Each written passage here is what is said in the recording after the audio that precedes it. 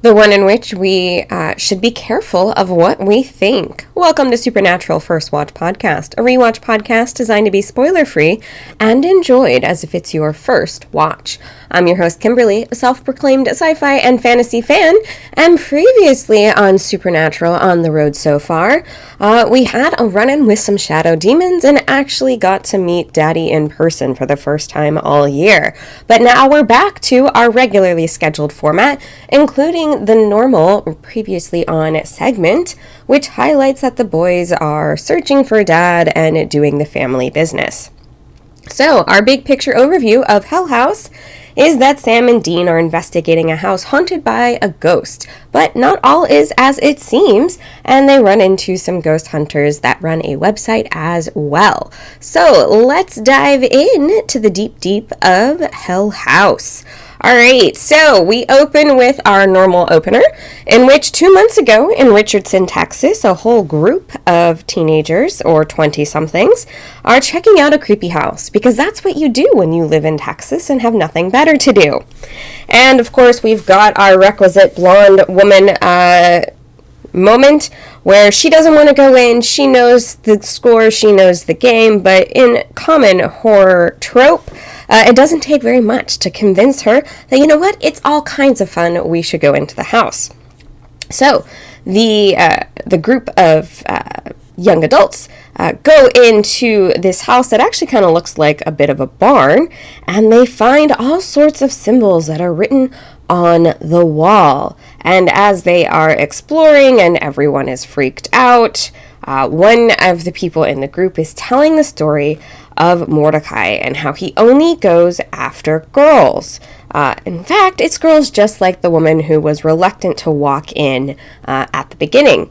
And as they continue their exploration, of course, they come across what looks like a body hanging from the rafters, and they're freaked out. But by the time the police arrive, the body is missing. Cut to the brothers, and they're on a present-day highway. And they said, oh, hey, it's nearby. And reminder, the last time they were checking in our previous episode, Dean and Sam were in Chicago. And so now, while they're talking about their next case, they're actually nearby and might as well go check it out in Texas. In case you are not familiar with American geography, Texas to Chicago, even just the very top of Texas, is something like a 20 to 25 hour drive. It is not near anywhere the state of Illinois, much less a nearby. We might as well go check it out. And instead of exploring the newspapers and other going on, Sam is actually checking out a website in which he heard about this particular legend. And also, just to solidify the idea that we are dealing with a pair of brothers who did grow up teasing each other, Dean is sticking a spoon into Sam's mouth while he's sleeping, and we talk about how they used to have prank wars as kids, and of course this entire episode is also a series of prank wars. As I mentioned, hellhoundslair.com is the website that Sam has found. It's a paranormal website for him, and since, hey, they're nearby, we're passing through Texas very, very soon. Let's go ahead and check it out. Where do you find a group of young people in Texas? Well, of course, you find them at the local rodeo-themed diner, because, of course, we have to remember this is Texas.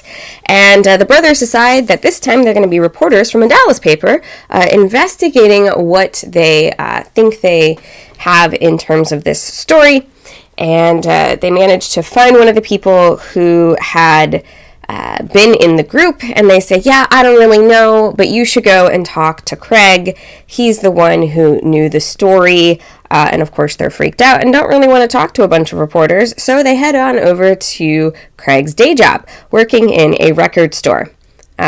Fun fact, not even sure if that many record stores still exist in today's day and age. However, they did actually have quite a presence in the early 2000s. And they talk to Craig, and he tells the story of a local farmer with 6 daughters who were there during the Great Depression. He didn't have the food to feed them, so he ended up stringing them up and hanging them from the rafters so they could die quick. Okay, that's an interesting choice, for sure. So The brothers, of course, decide, all right, they're going to go and check out the house, and they walk in during the day because that's a great time to do some investigating and not, of course, get attacked by the spirit. Before they can walk in, they try and use their makeshift EMF detector and realize that it's not going to work because there are way too many telephone poles nearby.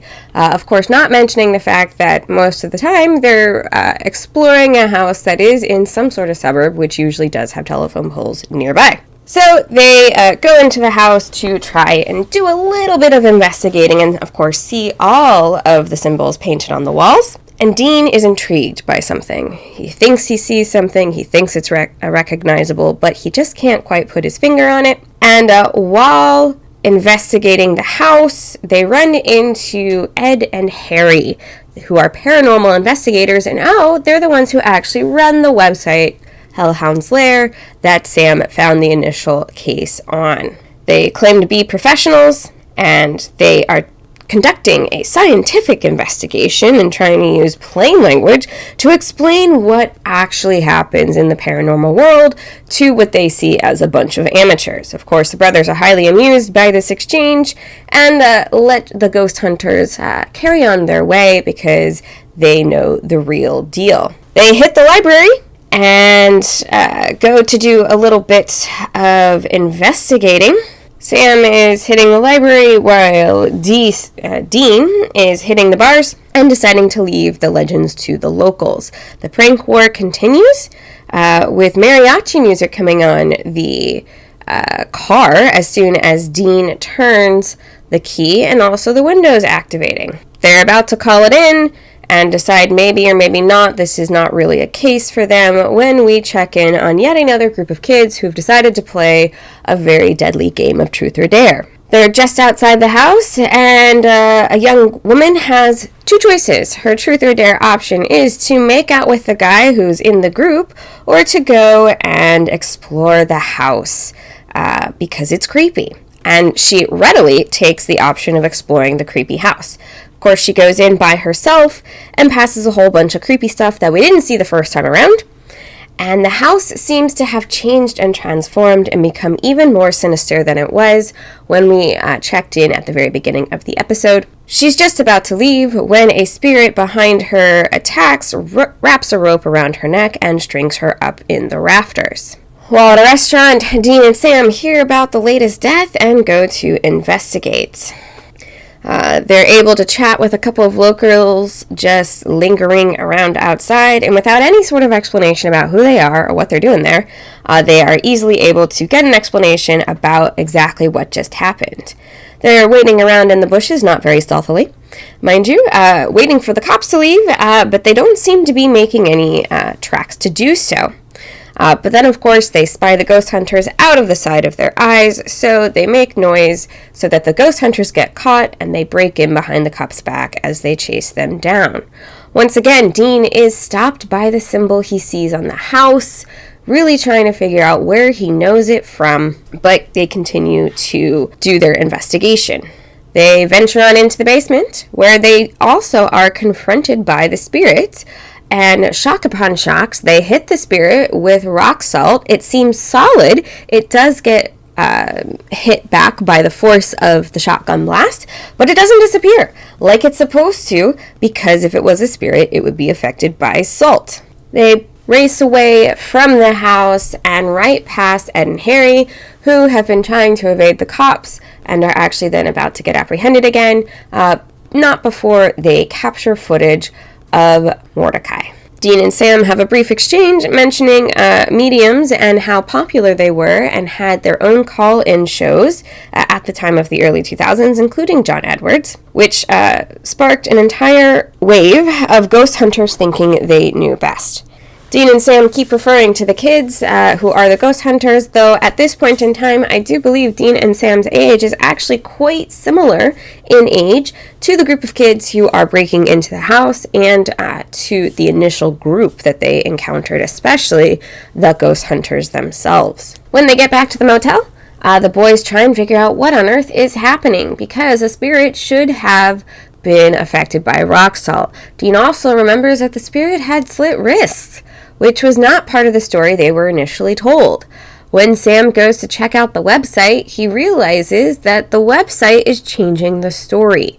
Other people have been leaving comments on the site, traffic has been increasing, and as it does, so does the story change. While Sam is doing his investigation, Dean finally realizes where he has seen this symbol before, and they head back to the record store and talk to the guy who sparked it all off in the first place, only to find out that Craig actually set the story up as a prank with his cousin.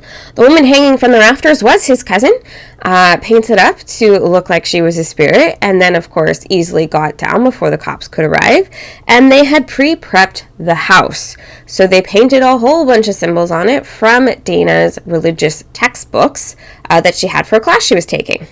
Because Dean realized that the symbol was Blue Oyster Cult. It is on one of their albums, and of course we have firmly established at this point that Dean only listens to classic rock music, so he probably has seen the symbol numerous times before. But even though they set up the house to scare their friends, that spirit was 100% real, so they have to figure out what was going on. Sam decides that maybe it's a tulpa, which is a Tibetan thought form, because one of the symbols on the wall from the religious text is meant to concentrate mental power, and so because all of the traffic is increasing to the website, as the website changes, so changes the thought form, and with that, thousands of people thinking, using the power of the internet, it definitely has enough juice to do what they want it to do. But of course, like most things like this, it may start innocuous, but because there's thousands of people and it's increasing every single day, the danger is getting worse. So we check in on the ghost hunters as the boys are about to interrogate them about what they need to do so that they can actually kill the spirits. And in a brief conversation, we establish the prevailing idea behind what nerds are like in the early 2000s, especially with the following exchange about how the famous growth of their website is actually going to let them have sex with real girls, and they have a philosophy which is, what would Buffy do? Calling out, of course, the first big fantasy / horror trope show, also on the same network, that had only ended a couple of years previously at this point, and had an entire storyline of a bunch of nerds who would do whatever they could so that they could have actual sex with girls. So in this lovely exchange, which highlights a whole bunch of different things we'll talk about later, in the trailer park, the brothers go in and chat with the ghost hunting duo to try and plant the story of exactly how they're going to kill off Mordecai. Because they know this type, they know they won't be taking the website down, but they might be willing to post some new stuff on the site. They goad them to plant the story on how to kill a normal spirit with rock salt, hoping that will be enough. As they continue on, we see that the pranks are continuing, including Dean lacing his brother's underwear with itching powder, and Sam crazy gluing Dean to his beverage. As they have this lovely brief exchange in a diner with a very annoying clock to try and wait out for enough people to see the new story. They have apparently stolen the clock so they can distract the cops as they make their way inside to the house. The door opens with Mordecai, they shoot him, but they find out that the server crashed, so there wasn't actually enough traffic. They decide that if salt won't work and the traditional stuff won't work, the only way to solve this problem is to burn the house to the ground, destroying the symbol and the power of the thought form as it goes. So as they watch the house burning, they have another short exchange with the ghost hunting duo, who say they actually got optioned by Hollywood. And a producer wants them to come on out to Hollywood, so they're taking a road trip.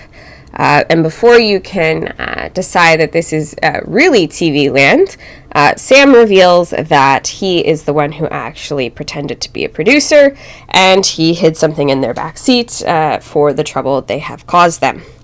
and the brothers decide they will call a truce for the next 100 miles and end the prank war for now. Overall, this is a very interesting episode in that it's a brief change in format, but not really. At this time, in the world of television, there was a rising number of shows that were like Paranormal Hunters or Paranormal Investigators. There was a rising interest in the idea of mediums or people who could talk to the dead in the early 2000s, and tons of TV shows that had this sort of theme, both reality-based and not. So we also get kind of like more of a ghost hunter themed episode, and the cinematography and the pacing also kind of reflects that.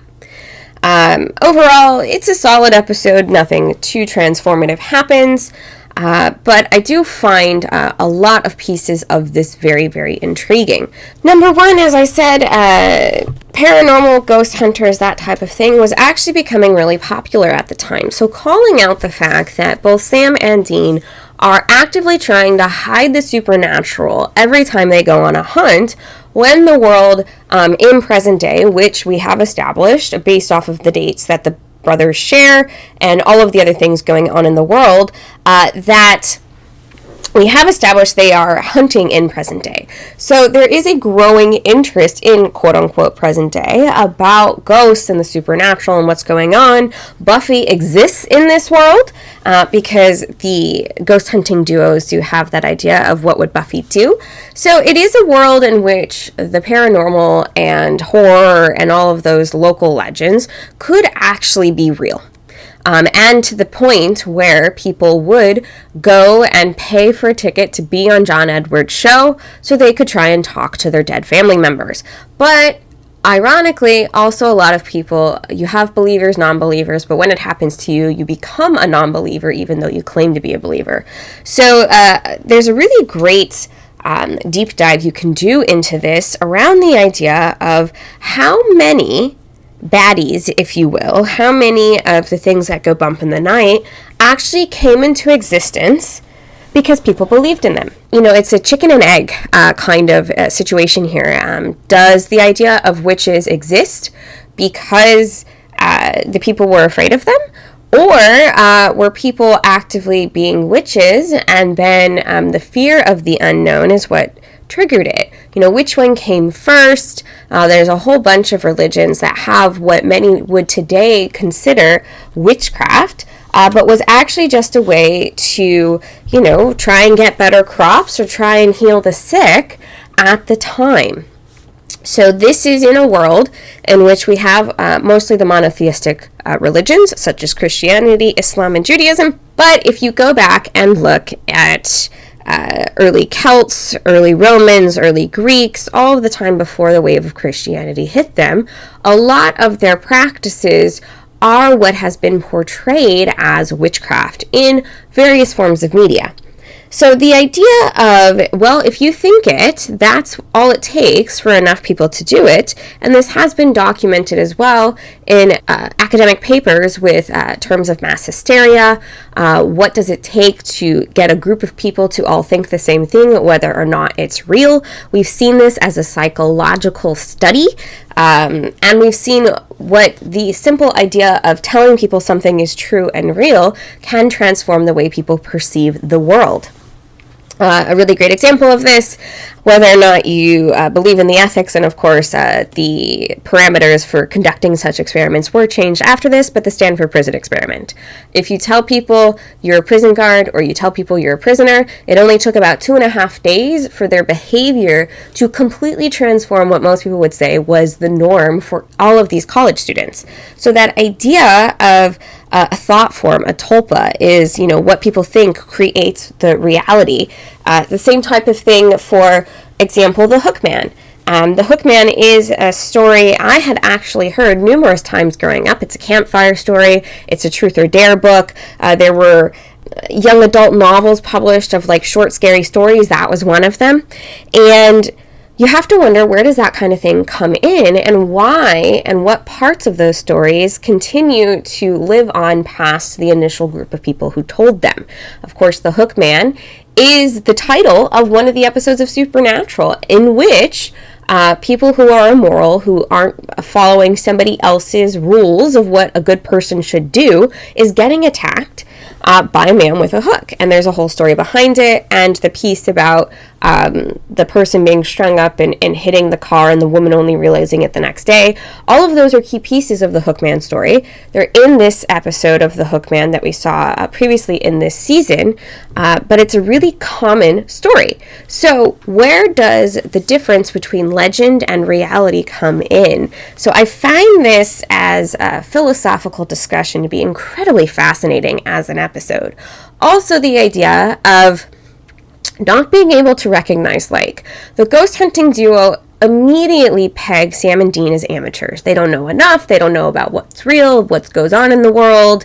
And these two guys who claim to be in the world can't recognize people who actually believe in the truth.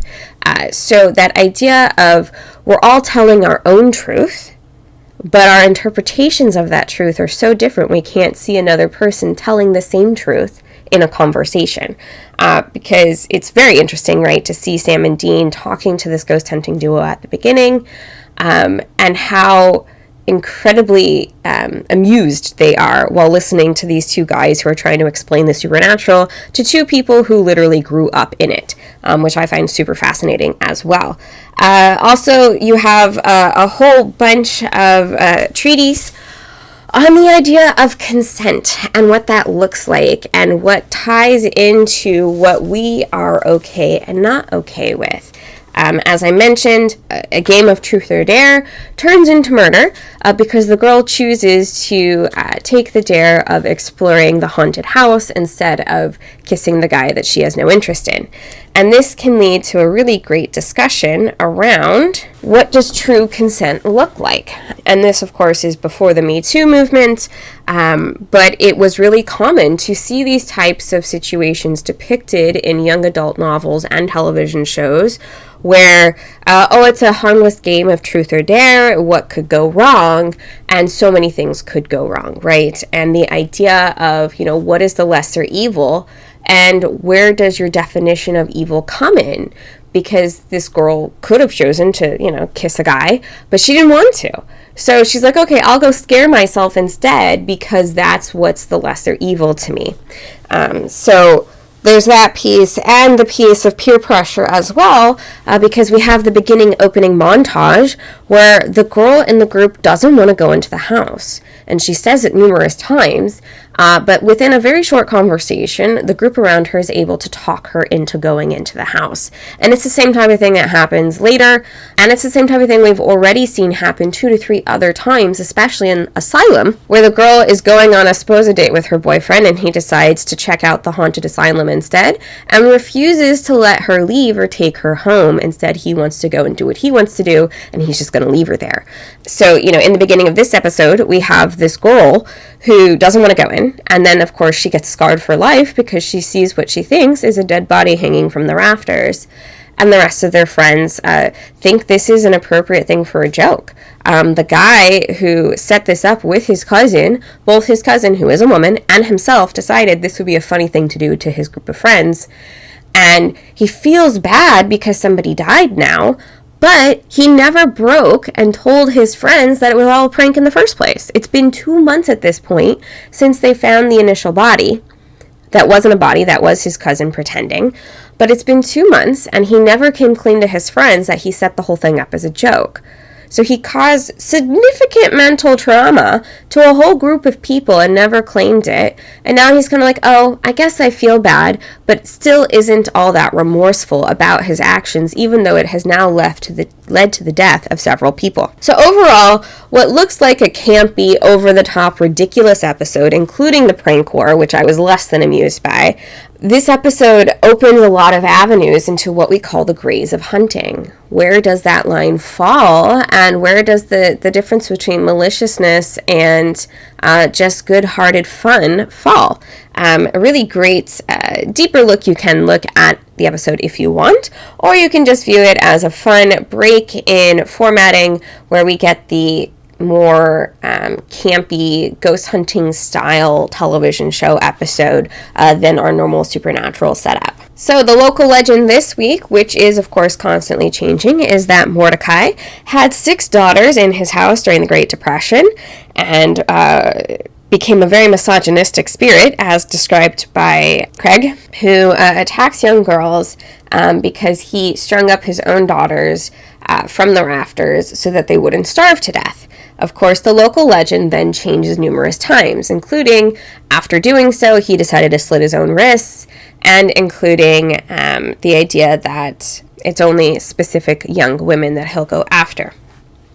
So the local legend becomes reality simply because enough people are thinking about it. Who are we this week? Dean and Sam pretend to be reporters from a Dallas-based newspaper in order to interview the kids. Or in a couple of scenes, they literally just walk up to strangers, say, "Hey, what's going on? Tell me all of the details of this ridiculous event," and the locals decide to tell them.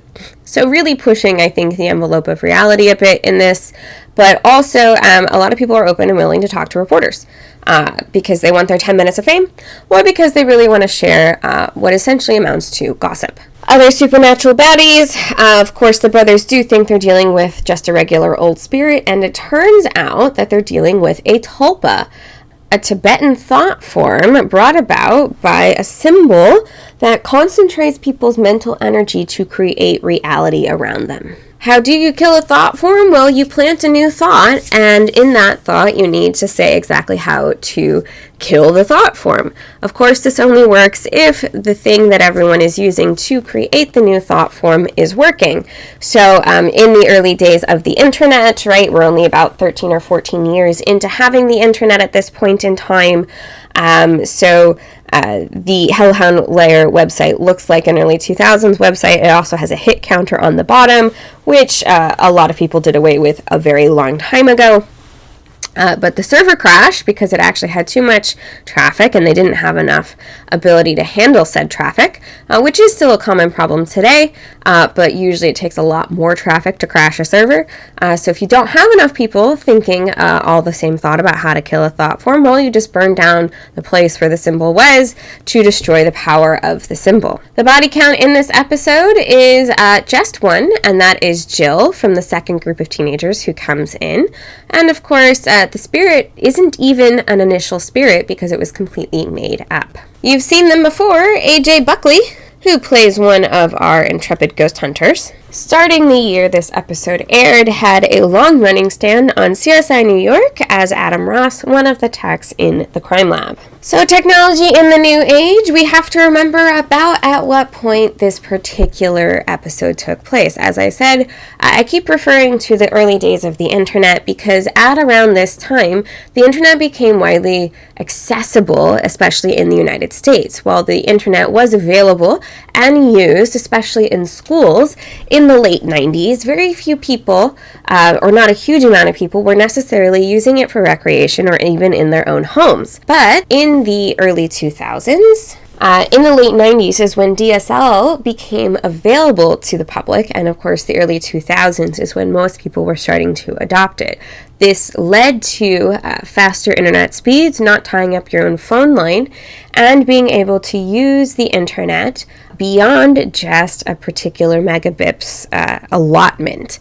So this is around the time when people were putting up all kinds of initial niche websites, anything and everything. If there was a link, people would click it at this point in time, simply because, of course, internet was becoming more widely available. Also, as we said, we have a couple of instances of referring and breaking the fourth wall, referring to current goings-on, including the idea of all these people becoming obsessed with ghosts and the dead because of shows like John Edwards, and the ghost hunting duo does like to live their life by the motto of what would Buffy do, which was actually quite a popular thought, idea, meme, if you will, before the term meme really came about. which was another show that created an entire cultural phenomena, also based in the supernatural world, if you will. There's vampires and werewolves and other things like that. Not as many ghosts in Buffy as there are in Supernatural, but it is a TV show that happened in the quote-unquote real world and is also real in the world of Supernatural, as that was sort of the inspiration for the ghost hunters doing what they do. So it's always fun and interesting to remember the context of what was going on when we watch these older television shows, because also while Buffy did have an overarching storyline, if you will, it definitely got started as a monster of the week, and while it did have an overarching storyline, it very much stayed a fairly standard monster of the week for a couple of seasons, and there are a ton of standalone episodes where, other things go on, but there's also just a new monster every week, if you will. And so far, for the most part, that is also how Supernatural has structured itself, is that they have a monster of the week. There is a bit of an overarching storyline, especially with them looking for their father. Something is hunting them, obviously, because Meg is talking to her chalice of blood, and we still don't necessarily have all the details on that. But for the most part, you could tune into any of the last 16 episodes and not be that lost, which was very common as well at the time, until the premiere of a couple of other shows that really started the trend of, really complex storylines that all connected together.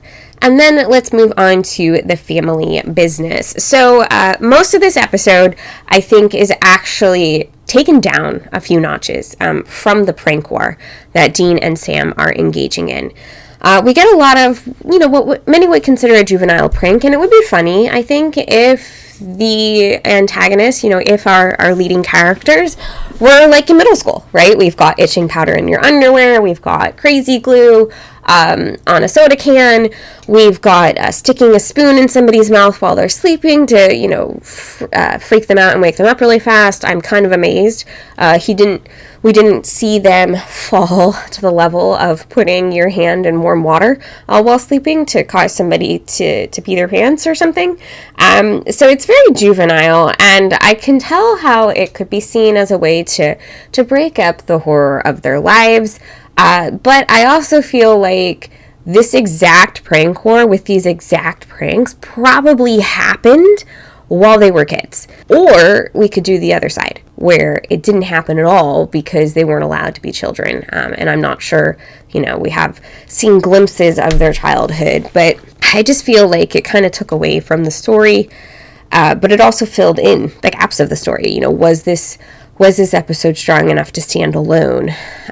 Because it was a different break, it was a different format, it wasn't a true creature, but it was a creature created by thought. So I found the, prank war not to be that entertaining, more kind of like ridiculous, and really every time a new prank came about, I was like, really, they didn't actually see that happening, because I feel each of these is a very simplistic prank. It's probably something they've done to each other before and something I would think want to be looking out for, as opposed to giving a little thought, being a little more sophisticated with their pranks, if nothing else. So I found the prank war not to be that entertaining, but it is a nice look in and reminder of the fact that these are brothers who grew up with each other, and they also discuss past pranks they've done on each other, which highlights their growing up on the road. Beyond that, we don't really get too much in establishing any deeper insight into their lives growing up, or them as brothers, or, just even, what is going to be going on with their father. We don't really see anything of that. But, the prank war is kind of a highlight. Oh, yeah, these are brothers. They like to tease each other, but they love each other. And they call a truce at the end because they also don't want it to interrupt their very important work. So questions to contemplate for the future is, are we going to see Dad again anytime soon? What other creatures might they have encountered that are strictly brought about by the power of your mind and the power of thought? Are we going to see ghost hunting or ghost hunters again? I'm a little surprised, we're 17 episodes in. This is the first time they've encountered them. Are we going to see other amateurs in the future. And why on earth is Texas considered to be nearby to Chicago? I would love to know that one as well. But not too many deep questions to contemplate for the future. So I will see you again. We'll connect on the road again soon in Something Wicked. You're listening to Supernatural First Watch Podcast. Don't miss out on future episodes. Subscribe to the show in your podcast player of choice, including Amazon Podcasts, Apple Podcasts, and Spotify. Got opinions, theories, or comments to share about the road so far? Send in your thoughts at the email in the show notes. Want to help support the podcast? Explore the links in the show notes.